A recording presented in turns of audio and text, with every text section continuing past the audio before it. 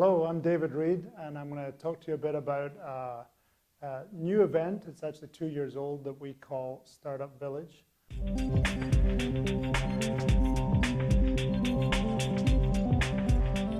What happened was about 4 years ago, I was at South by Southwest. I saw how they were doing startups, and I thought it was very interesting, the process. So I talked to, at that time, Leanne Russell with BP. She suggested the next president, Janine Judah, would be great to keep working with it, and we've decided that ATCE was the location.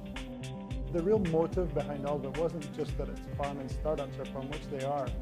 It's really our industry, and our industry needs this. We needed something that helped us specifically to get people with ideas, particularly as we were in a downturn as this was happening. And I wanted to see people who were at loose ends of what to do and had ideas. They wanted to get on with stuff, and so we thought, how could we do that?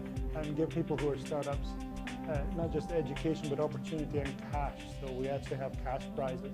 So Startup Village is pretty exciting, and it's still early days. So I suggest if you have ideas or you have new products or new solutions or software, start getting involved, follow us, and work out what's going on at Startup Village.